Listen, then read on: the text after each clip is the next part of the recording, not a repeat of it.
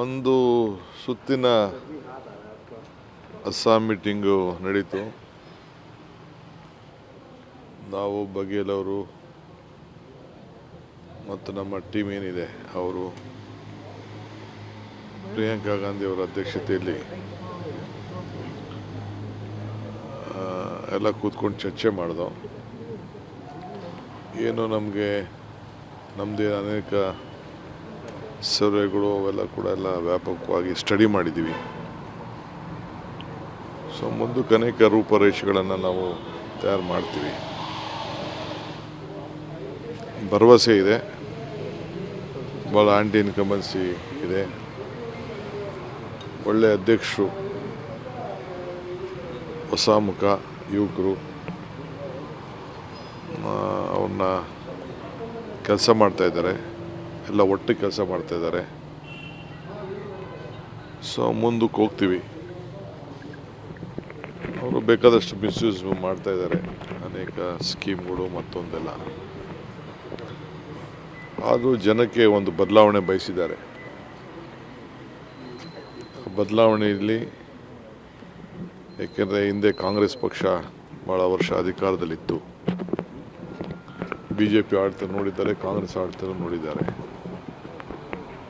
So ನಮ್ಮ ಎಲ್ಲ ವಾತಾವರಣದಲ್ಲಿ ಕಾಂಗ್ರೆಸ್ ವಾಪಸ್ಸು ಬಂದೇ ಬರ್ತದೆ ಅನ್ನೋ ಆತ್ಮವಿಶ್ವಾಸ ನಮಗೆಲ್ಲ ಇದೆ.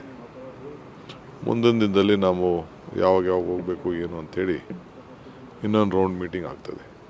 ಸರ್, ಈಗ ನಾಳೆ ಕೂಡ ತಾವು ದೆಹಲಿಯಲ್ಲಿ ಇರ್ತೀರಿ. ಕೇಂದ್ರದ ಕಾಂಗ್ರೆಸ್ ನಾಯಕರುಗಳನ್ನ ಭೇಟಿ ಆಗ್ತೀರಾ? ಸಮಯ ಕೇಳಿದ್ದೀರಾ? ತಿಳಿಸ್ತೀನಿ ನಾನು. ಇನ್ನು ನನ್ನ ಮೀಟಿಂಗ್ಗಳು ಫಸ್ಟ್ ಮುಗಿಬೇಕು. ನಾಳೆ ಲೀಗಲ್ ಟೀಮ್ನ ಮೀಟಿಂಗ್ ಮಾಡ್ತಾಯಿದ್ದೀನಿ ಬೆಳಗ್ಗೆ. ನಮ್ಮ ನೀರಾವರಿ ಇಲಾಖೆ ಸಂಬಂಧಪಟ್ಟ ನಿನ್ನೆ ತಾನೇ ನಮಗೊಂದು ಒಳ್ಳೆಯ ಜಡ್ಜ್ಮೆಂಟು ಸುಪ್ರೀಂ ಕೋರ್ಟಲ್ಲಿ ನಮಗೆ ಅನುಕೂಲ ಆಗುತ್ತೆ.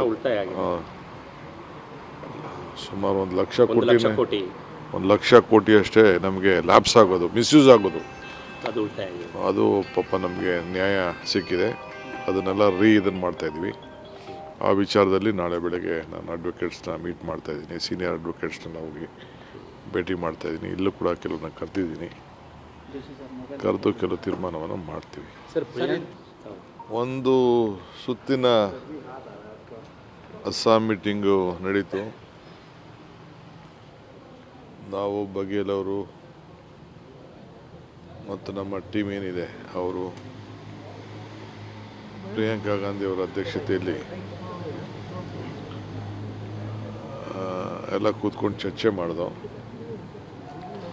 ಏನು ನಮಗೆ ನಮ್ಮದೇ ಅನೇಕ